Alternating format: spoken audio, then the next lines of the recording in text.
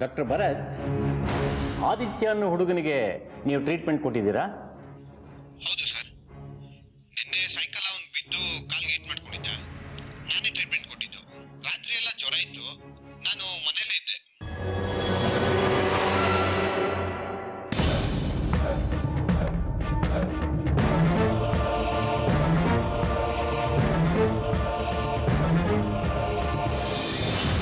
ನೀವು ಅವ್ರ ಮನೆಗೆ ಹೋಗಿದ್ರಾ?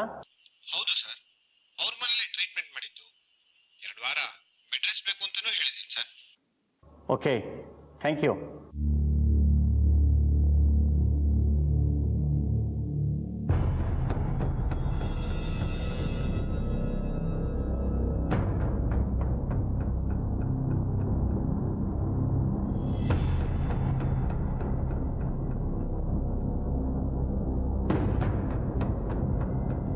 ಏನ್ರಿ ಹೇಳ್ತೀರಾ ಈಗ?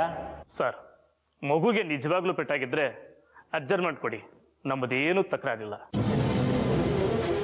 ಸುಮ್ಮನೆ ಕೋರ್ಟ್ ಸಮಯ ಹಾಳಾಗಬಾರ್ದು ಅಂತ ನಾವು ಹೇಳಿದ್ವಿ. ಡಾಕ್ಟ್ರೇ ಹೇಳಿದ್ಮೇಲೆ ನಾವಿನ್ನೇನು ಹೇಳೋಕ್ಕಾಗತ್ತೆ ಸರ್? ನೀವು ಹೇಗೆ ಹೇಳ್ತಿರೋ ಹಾಗೆ.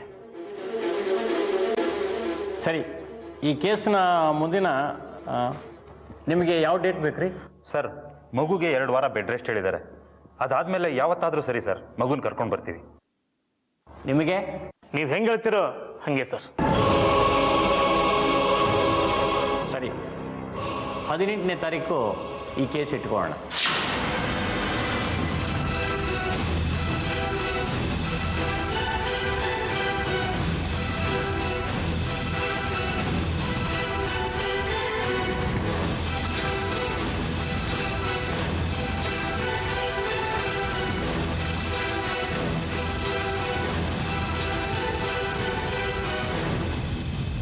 ಹಾ, ಅಡ್ಜಸ್ಟ್ಮೆಂಟ್ ಸಿಕ್ಕಾಗಿದೆ. Nothing to worry.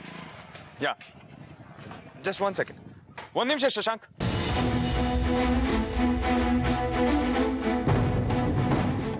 ನಾನು ನಿಮ್ಮ ಹತ್ರ ಮಾತಾಡ್ಬೇಕು. ಗೆದ್ದಿದ್ದೀನಿ ಅಂತ ಅನ್ಸೋಕ್ ಬರ್ಲಿಲ್ಲ. ನನಗೆ ನಿಮ್ಮ ಮೇಲೆ ಕೋಪನೂ ಇಲ್ಲ. ನಿಮಗೊಂದು ಸತ್ಯ ಹೇಳ್ಬೇಕು ಅಷ್ಟೇ.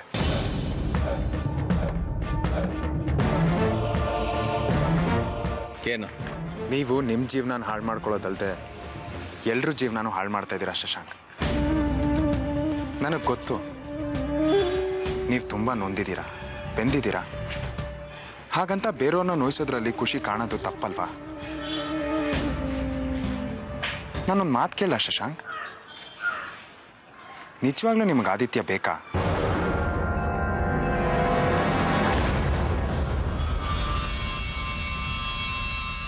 ಆದಿತ್ಯ ಬೇಕಾಗಿಲ್ಲ. ನಿಮಗೆ ಆರತಿಯವ್ರನ್ನ ನೋಯಿಸೋದು ಬೇಕು. ಒಂದು ವೇಳೆ ನಾನು ಆರತಿಯವ್ರನ್ನ ಮದುವೆ ಆಗದೆ ಆದಿತ್ಯ ಆರತಿಯವ್ರು ಮಾತ್ರ ಇದ್ದಿದ್ರೆ ಅವಾಗ ನಿನಗೆ ಆದಿತ್ಯ ಬೇಕಾಗಿರ್ಲಿಲ್ಲ. ಆರತಿಯವ್ರು ನೊಂದ್ಕೋತಾನೆ. ಆದಿತ್ಯಂಗೆ ಒಬ್ಬ ತಂದೆ ಇಲ್ಲದೆ ಬೆಳೀತಾ ಇದ್ದಿದ್ರೆ ನೀವು ಅವಾಗ ಅವನ್ನ ತಿರುಗೂ ಕೂಡ ನೋಡ್ತಾ ಇರ್ಲಿಲ್ಲ. ಇದೇ ರೀತಿ ಬೇಜವಾಬ್ದಾರಿ ತಂದಿಂದಾನೇ ಇರ್ತಿದ್ರಿ ಅಲ್ವಾ? ಆದ್ರೆ ಈಗ ನಿಮಗೆ ಹೊಟ್ಟೆ ಕಿಚ್ಚು. ಆದಿತ್ಯಂಗೆ ಒಬ್ಬ ಜವಾಬ್ದಾರಿ ಇರೋ ಅಪ್ಪ, ಆರತಿಯವ್ರಿಗೆ ಒಳ್ಳೆ ಗಂಡ, ಮನೆ, ಸಂಸಾರ ಇದೆಲ್ಲ ಸಿಕ್ಕಿದೆ. ನಿಮ್ಮನ್ನು ನೆನ್ಸ್ಕೊಂತಾನೂ ಇಲ್ಲ. ಇದಕ್ಕೆ ನಿಮಗೆ ಸಂಕಟ ಆಗ್ತಿದೆ ಅಲ್ವಾ? ಆದಿತ್ಯ ಇಲ್ಲ ಅಂದ್ರೆ ಆರತಿಯವ್ರಿಗೂ ಇರಕ್ಕಾಗಲ್ಲ ಅಂತ ನಿನಗೆ ಗೊತ್ತು. ಆದಿತ್ಯನ ಹೇಳ್ಕೊಂಡ್ರೆ ಆರತಿಯವ್ರ ನೆಮ್ಮದಿ, ಮನೆ, ಸಂಸಾರ ಹಾಳಾಗೋಗುತ್ತೆ ಅಂತನೂ ಗೊತ್ತು. ಹಾಗಾಗೋದಕ್ಕೆ ನಾನು ಬಿಡಲ್ಲ.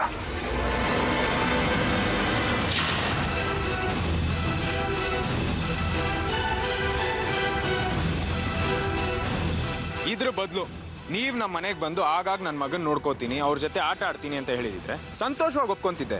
ಇಲ್ಲ ಅಂತ ಇರ್ಲಿಲ್ಲ. ನಿಮ್ಮಲ್ಲಿರೋ ಒಬ್ಬ ಅಪ್ಪನ್ನ ನಾನು ಕೊರ್ಗೋಗ್ ಬಿಡ್ತಿರ್ಲಿಲ್ಲ ಶಶಾಂಕ್.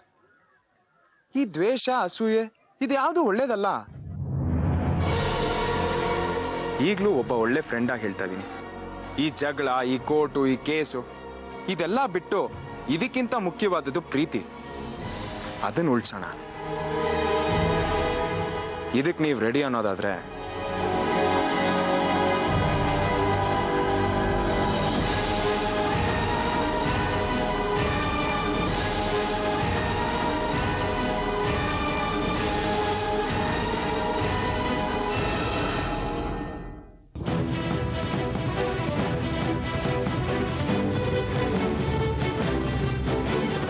ಇಲ್ಲ ನನಗೆ ದ್ವೇಷನೇ ಮುಖ್ಯ ಅನ್ನೋದಾದ್ರೆ ಇದು ಬರೀ ನಿಮ್ಮ ಮೊದಲನೇ ಸೋಲು. ಸೋಲು ಸೋಲು ಸೋಲಲ್ಲೇ ಮುಳುಗೋಗುತ್ತೆ ನಿಮ್ಮ ಜೀವನ. ಸೋಲಲ್ಲೇ ಮುಳುಗೋಗುತ್ತೆ ನಿಮ್ಮ ಜೀವನ. ಒಂದು ಮಾತು ನೆನ್ಪಿಟ್ಕೊಳ್ಳಿ, ಆರ್ತಿಯವರ ಕಣ್ಣಿನ ಹನಿ ಅವ್ರ ಕೆನ್ನೆ ಮೇಲೂ ಬೀಳೋದಕ್ಕೆ ಬಿಡಲ್ಲ ನಾನು.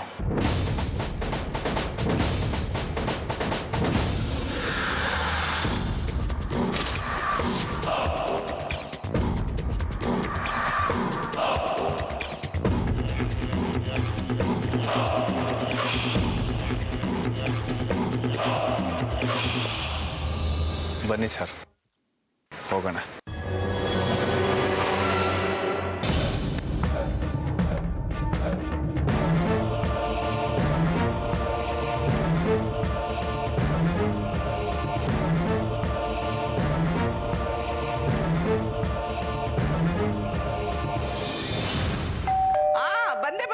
ಬಂದೆ.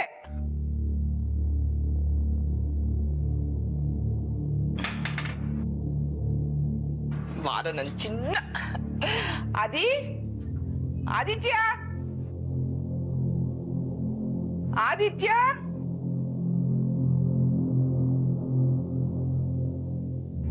ಏ ಶಶು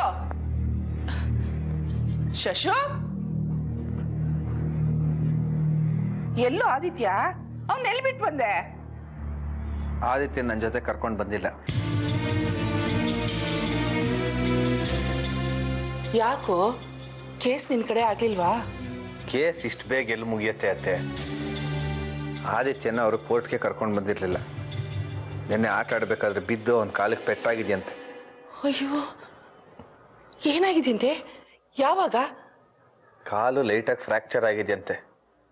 ರಾತ್ರಿ ಎಲ್ಲ ಜ್ವರ ಬೇರೆ ಇತ್ತಂತೆ. ಆರ್ತಿ ಆದಿತ್ಯ ಇಬ್ರು ಕೋರ್ಟ್ಗೆ ಬಂದಿರಲಿಲ್ಲ. ಸೂರ್ಯ ರವಿ ಮಾತ್ರ ಬಂದಿದ್ರು. ಕೇಸ್ನ ಮುಂದಿನ ತಿಂಗಳಿಗೆ ಹಾಕ್ಸಿದ್ದಾರೆ. ಪಾಪ ಮಗು ಎಷ್ಟು ಒದ್ದಾಡ್ತಿದ್ಯೋ ಏನೋ.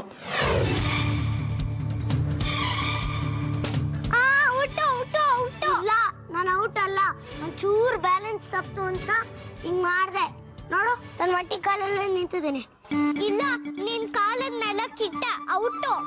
ಇಲ್ಲ ನೋಡು, ನನ್ನ ಮಂಟಿ ಕಾಲಲ್ಲೇ ನಿಂತಿದ್ದೀನಿ. ನೀನ್ ಶೀಟಿಂಗ್ ಮಾಡ್ತಾ ಇದ್ಯಾ? ಔಟು. ಇಲ್ಲ ಸಾಕ್ಷಿ, ಬೇಡ ನೋಡು. ಏನ್ ಮಾಡ್ತೀಯಾ? ಏನ್ ಮಾಡ್ತೀನಾ? ಈಗೇನ್ ಮಾಡ್ತೀಯಾ? ಹೋಗೋ, ನಾನು ನಿನ್ ಜೊತೆ ಮಾತಾಡಲ್ಲ. ಸಾಕ್ಷಿ ಮನಸ್ಸಾರು, ಸಾರಿ ಕಣೆ. ಹೇಗಾಯ್ತು ಏನೋ, ಹೇಗಿದ್ಯೋ?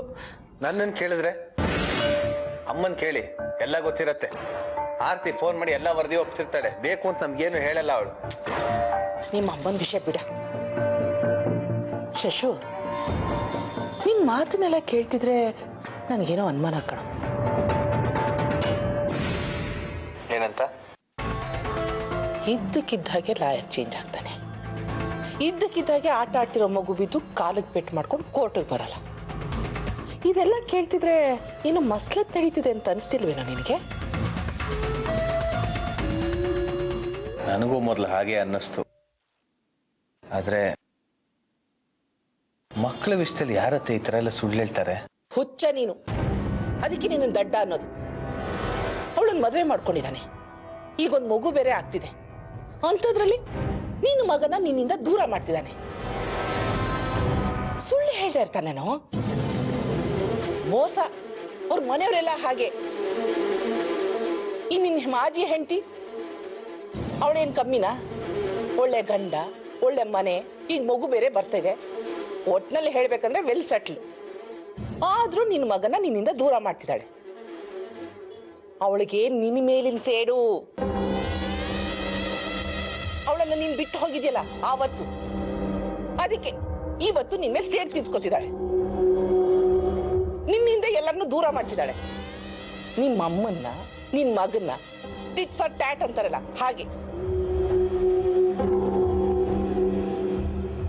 ನೋಡೋ, ಹೀಗ್ ಸುಮ್ನೆ ಕೂತ್ರ ಆಗಲ್ಲ.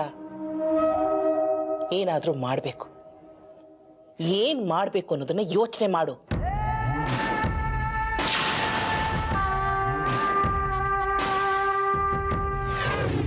ಆರ್ತಿ, ಈಗ್ಲಾದ್ರೂ ನಗ್ನಗ್ತಾ ಇರು. ಆದಿತ್ಯ ನಮ್ಮನ್ ಬಿಟ್ಟು ಎಲ್ಲೂ ಹೋಗೋದಿಲ್ಲ. ಜಡ್ಜು ಅರ್ಜೆಂಟ್ಮೆಂಟ್ ಆರ್ಡರ್ ಕೊಡೋವರೆಗೂ ನಂಗೆ ತುಂಬಾ ಆತಂಕ ಇತ್ತು. ಇನ್ಯಾವ ಭಯನೂ ಇಲ್ಲ. ಕೋರ್ಟ್ಗೆ 1 ವಾರ ರಜಾ, ಮತ್ತೆ ಓಪನ್ ಆದ್ಮೇಲೆ ಡೇಟ್ ಕೊಡೋದು. ಇದೇ ಖುಷಿನಲ್ಲಿ ನಾವು ಆರ್ತಿ ಸೀಮಂತನ ಗ್ರ್ಯಾಂಡ್ ಆಗಿ ಮಾಡಬಹುದು.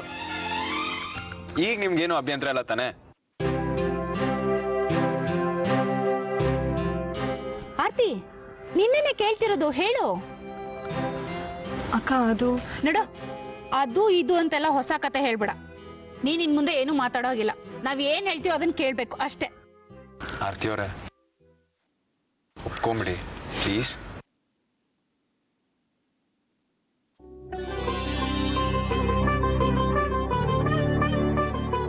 ಸೂರ್ಯ, ಸೂರ್ಯ, ಬೇಗ ಬಾರೋ. ಏನಾಯ್ತಣ್ಣ? ಒಂದು ಪೇಪರ್ ಪೆನ್ ತಗೋ. ಏಕೆ? ಯಾಕ? ಅಪ್ಪ ತಂದೆ, ನಿನ್ನ ಹೆಂಡ್ತಿನ ಕಣ ಗರ್ಭಿಣಿ ಆಗಿರೋದು, ಅವಳದೇ ಸೀಮಂತ ಶಾಸ್ತ್ರ ನಡೀತಿರೋದು. ಯಾರ್ಯಾರನ್ನ ಕರಿಬೇಕು ಅಂತ ಪಟ್ಟಿ ಮಾಡಿದ್ರೆ ಈ ಬಡಪಾಯಿ ಬದುಕೋತಾನೆ. ಸರಿ ಇರು. ಬೇಕಾದವ್ರು ಯಾರು ಮಿಸ್ ಆಗ್ಬಾರ್ದು. ಪ್ರತಿಯೊಬ್ಬರಿಗೂ ಫೋನ್ ಮಾಡಿ ಕರಿಬೇಕು. ಇರೋದು ಒಂದೇ ದಿನ ಕಣ ಟೈಮು. ಅಣ್ಣ, ಅದೇನಂದ್ರೆ ಇದೇನೋ ಅದು ಇದು ಅಂತ ಜವಾಬ್ದಾರಿನೇ ಇಲ್ಲ ಕಣ ನಿಮ್ಗೆ. ಅಡುಗೆಯವ್ರಿಗೆ ಫೋನ್ ಮಾಡಬೇಕು. ಸೀಮಂತ ಶಾಸ್ತ್ರ ಒಳಗ್ ಮಾಡೋದು ಹೊರಗ್ ಮಾಡೋದು ಅಂತ ಡಿಸೈಡ್ ಆಗಿಲ್ಲ. ಹೊರಗ್ ಮಾಡೋದು ಅಂತ ಆದ್ರೆ ಶ್ಯಾಮೇನಾದವ್ರು ಫೋನ್ ಮಾಡ್ಬೇಕು. ಸೂರ್ಯ, ಡೆಕೋರೇಷನ್ ಅವ್ರಿಗೆ ಬೇರೆ ಫೋನ್ ಮಾಡ್ಬೇಕು ಕಣೋ. ಅಷ್ಟೇ ಅಲ್ಲ, ಆರ್ತಿಗೆ ಮಲ್ಲಿಗೆ ಹೂ ಅಂದ್ರೆ ಪಂಚಪ್ರಾಣ ಅಂತ ಪರಿಮಳ ಹೇಳ್ತಿದ್ಲು. ಆರ್ತಿನ ಮಲ್ಲಿಗೆ ಹೂವಲ್ಲೇ ಮುಳುಗಿಸ್ಬಿಡೋಣ. ಆರ್ತಿನ ಕರ್ಕೊಂಡೋಗಿ ನೀನು ಬಳೆ ಬೇರೆ ತರಬೇಕು. ಇನ್ನು ಎಷ್ಟೊಂದು ಕೆಲಸ ಇದೆ ಕಣೋ. ಏನೇನ್ ಕೆಲಸ ಮಾಡ್ಬೇಕು ಅಂತ ಲಿಸ್ಟ್ ಮಾಡ್ಬೇಕು. ಅದನ್ನ ಯಾರ್ಯಾರು ಮಾಡ್ಬೇಕು. ಫೋನ್ ಮಾಡೋ ಕೆಲಸನ ಪರಿಮಳಂಗ್ ವಹಿಸ್ಬಿಡೋಣ. ಏಯ್, ಯಾಕೋ ಹೀಗೆ ಕೂತಿದ್ಯಾ? ಮಾತಾಡೋ. ನೀನ್ ಮಾತಾಡಿದ್ದಾಯ್ತಾ ಅಣ್ಣ? ಮಳೆ ಬಂದ್ ನಿಂತಂಗಾಯ್ತು. ಯಾಕಣ್ಣ ಭಾಸ್ಕರ್ ತರ ಆಗ್ಬಿಡಿದ್ಯಾ? ಪ್ಲೀಸ್ ಯುವರ್ ಆನರ್, ನಮಗೂ ಮಾತಾಡೋ ಅವಕಾಶ ಕೊಡಿ ಪ್ಲೀಸ್. ಆಯ್ತು, ಆರೋಪಿಗೆ ಮಾತನಾಡಲು ಅನುಮತಿ ನೀಡಲಾಗಿದೆ.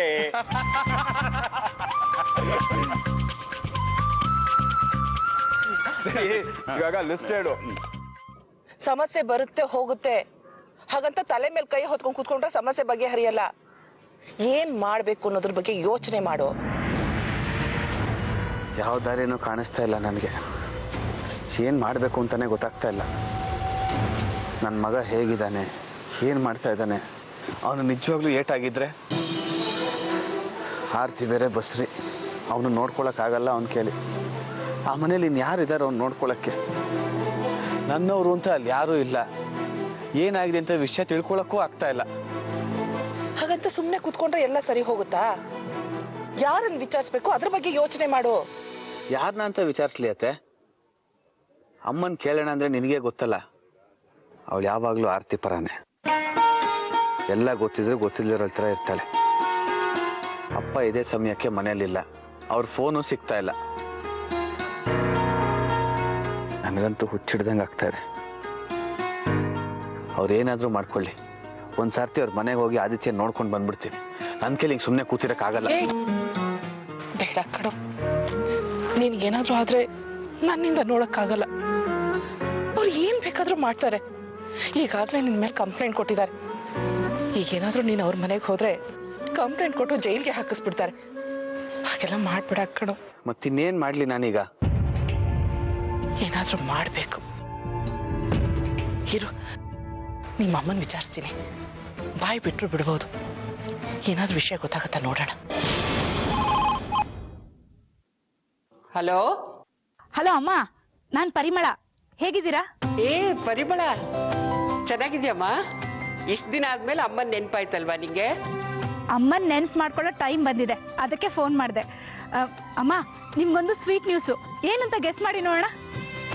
ಸ್ವೀಟ್ ನ್ಯೂಸಾ? ಏನಪ್ಪ ಅದು? ನನಗಂತೂ ನೀನ್ ಫೋನ್ ಮಾಡಿರೋದೇ ಒಂದು ಸ್ವೀಟ್ ನ್ಯೂಸು. ಅದಲ್ಲಮ್ಮ, ನಾನೊಂದು ಕ್ಲೂ ಕೊಡ್ತೀನಿ, ಗೆಸ್ ಮಾಡ್ತೀರಾ? ನೀವು 3 ತಿಂಗಳು ಬಿಟ್ಟು ನಮ್ಮ ಮನೆಗೆ ಬಂದ್ರೆ ಏನಾಗುತ್ತೆ? ಅಳು ಕೇಳಿಸ್ತಾ ಇರುತ್ತೆ ಒಂದು ರೂಮಿಂದ.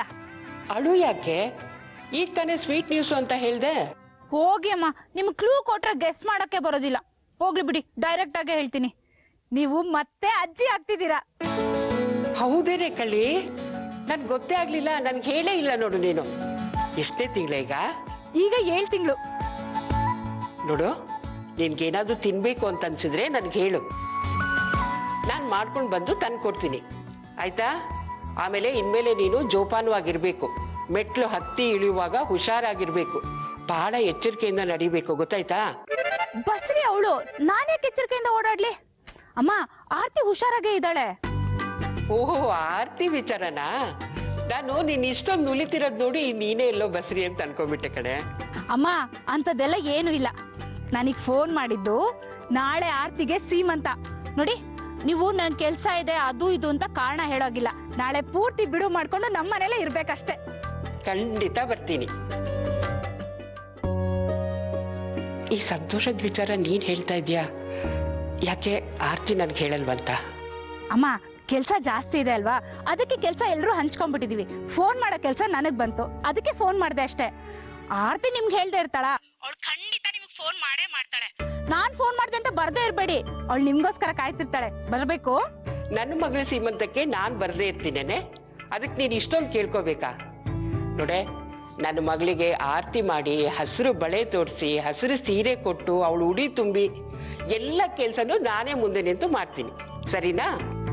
ಸರಿನಮ್ಮ, ನೀವ್ ಹೀಗೆ ಹೇಳ್ತೀರಾ ಅಂತ ನಂಗೆ ಚೆನ್ನಾಗಿ ಗೊತ್ತಿತ್ತು. ಫೋನ್ ಇಡ್ತೀನಿ.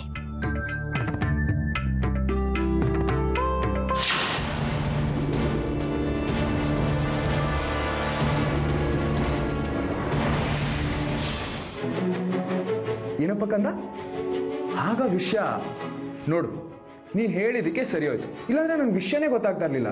ನಿಮ್ಮಮ್ಮ ನನ್ಗೇನು ಹೇಳೋದೇ ಇಲ್ಲ ಕಣೋ. ಅಪ್ಪ ಮಗ ತುಂಬಾ ಹರಟೆ ಹೊಡಿತಾ ಇದ್ದೀರಾ, ಏನ್ ಕಂಪ್ಲೇಂಟ್ ಹೇಳ್ತಾ ಇದ್ದಾನಾ? ಆರ್ತಿ ಅವರೇ, ಡಿಸ್ಟರ್ಬ್ ಮಾಡ್ಬಿಡಿ, ಪರ್ಸನಲ್ ಮೀಟಿಂಗ್ ನಡೀತದೆ, ನೀ ಹೇಳು ಪುಟ್ಟ. ಹೌದಾ, ಸರಿ, ಇವತ್ತೇ ಕೊಡಿಸ್ತೀನಿ. ಏನ್ ಮಾಡ್ಲಪ್ಪ, ಬರ್ತಾ ಬರ್ತಾ ನಿಮ್ಮಮ್ಮ ತುಂಬಾ ಮೊಂಡಿ ಆಗ್ಬಿಟ್ಟಿದ್ದಾರೆ, ನನ್ನ ಮಾತೇ ಕೇಳಲ್ಲ ಅಂತಾರೆ. ಅಪ್ಪ ಮಗ ನನ್ನನ್ನು ಸೇರಿಸ್ಕೊಳಲ್ವಾ? ಏನ್ ಆರ್ತಿ ಅವರೇ, ಮಾತಾಡ್ತಾ ಇದ್ದೀನಿ, ನೀ ಹೇಳು ಪುಟ್ಟ. ಹಾ, ಹೌದಾ, ನಿಜವಾಗ್ಲು? ಸರಿ, ಇವತ್ತು ಸರಿಯಾಗಿ ಶಿಕ್ಷೆ ಕೊಡ್ತೀನಿ, ಆಯ್ತಾ? ಶಿಕ್ಷೆ ಕೊಡ್ತೀರಾ? ಈಗ ಯಾರ್ಯಾರಿಗೆ ಶಿಕ್ಷೆ ಕೊಡ್ತಾ ಇದ್ದಾರೆ? ಆರ್ತಿ ತುಂಬಾ ಕಿವಿ ನೋಡ್ತಾರೆ. ಆರ್ತಿ, ನೀವಿಬ್ರು ನನ್ನನ್ನ ದೂರ ಮಾಡ್ತಾ ಇದ್ದೀರಾ?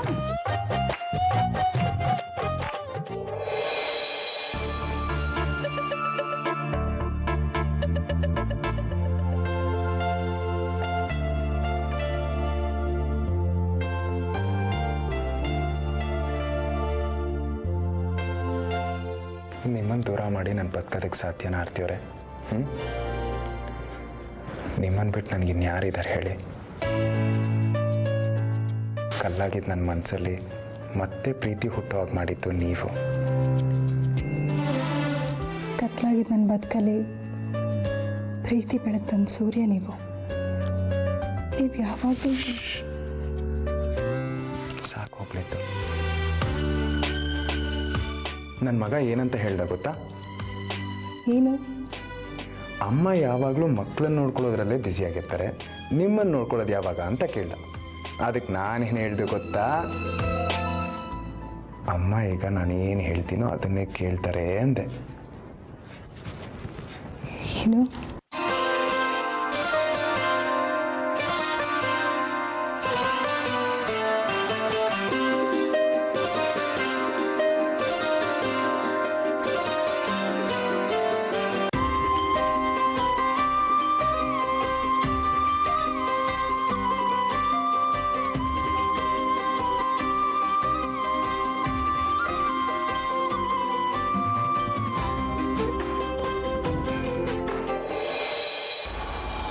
ಶಶು, ಏ ಶಶು, ಏನೋ ಹೀಗೆ ಕೂತಿದ್ಯಾ? ನಡಿಯ, ಬೇಗ ಹೋಗೋಣ. ಎಲ್ಲಿಗೆ? ಎಲ್ಲಿಗೆ ಅಂತ ಕೇಳ್ತಿದ್ಯಾ? ಅಂದ್ರೆ ನಿನಗೆ ವಿಷಯನೇ ಗೊತ್ತಿಲ್ವಾ? ಯಾವ ವಿಷಯ? ಮನೆ ಮುಂದೆ ದೊಡ್ಡದಾಗಿ ಚಪ್ರ ಹಾಕಿದ್ದಾರೆ, ಗ್ರ್ಯಾಂಡ್ ಫಂಕ್ಷನ್ ಮಾಡ್ತಿದ್ದಾರೆ. ಫೋನ್ ಮಾಡಿ ಎಲ್ಲರಿಗೂ ಕರೀತಿದ್ದಾರೆ ಕಣೋ. ಮತ್ತೆ ಇನ್ನೊಂದು 300 ಜನ ಊಟಕ್ಕೆ ಬರ್ಬೋದು. ನನ್ನನ್ನು ನಿನ್ನನ್ನು ಕರೀಲಿಲ್ಲ ಆದ್ರೆ ಏನಂತೆ, ಒಳ್ಳೆ ಊಟ ಇರುತ್ತಂತೆ, ಹೋಗಿ ಊಟ ಮಾಡ್ಕೊಂಡ್ ಬರೋಣ ಬಾ. ಸಾಕ್ ನಿಲ್ಸು ಅತ್ತೆ, ಏನ್ ವಿಷಯ ಅಂತ ನೇರವಾಗಿ ಹೇಳು. ನೆಗ್ಲೆಕ್ಟ್ ಮಾಡ್ತಿದ್ಯಾ ನೀನು. ನಾವಿಬ್ರು ಒಳ್ಳೆ ಬಟ್ಟೆ ತಗೋಬೇಕು ಕಣೋ, ಒಳ್ಳೆ ಪ್ರೆಸೆಂಟೇಶನ್ ತಗೋಬೇಕು. ನಾವು ಕೊಡೋ ಪ್ರೆಸೆಂಟೇಶನ್ ಅವ್ರ ಜನ್ಮದಲ್ಲಿ ಮರಿಬಾರ್ದು, ಹಾಗಿರ್ಬೇಕು. ನಾವಿಬ್ರು ಹೋಗಿ ಫಂಕ್ಷನ್ ಸೆಲೆಬ್ರೇಟ್ ಮಾಡೋಣ ಬಾ. ಯಾವ ಫಂಕ್ಷನ್? ಏನು ಹೀಗ್ ಕೇಳ್ತಿದ್ಯಾ? ನೀನ್ ಹೆಂಡತಿ ಸೀಮಂತ ಕಣೋ.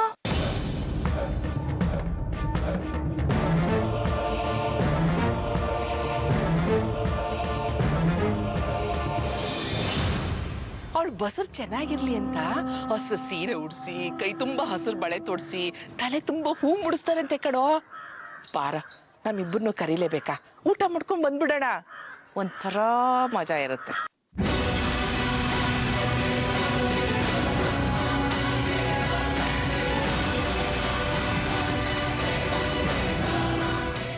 ಯಾರು ಹೇಳಿದ್ದು ನಿನಗೆ?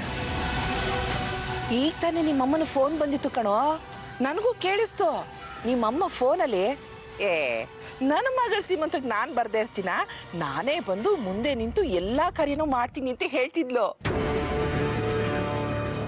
ಆದಿತ್ಯನ ಪೆಟ್ಟಾಗಿದೆ ಅಂತ ಕೋರ್ಟಲ್ಲಿ ಸುಳ್ಳು ಹೇಳಿ ಈಗ ಸೀಮಂತ ಮಾಡ್ತಾ ಇದ್ದಾರ ಅವಳಿಗೆ? ಇದನ್ನೇ ನಾನು ಹೇಳಿದ್ದು.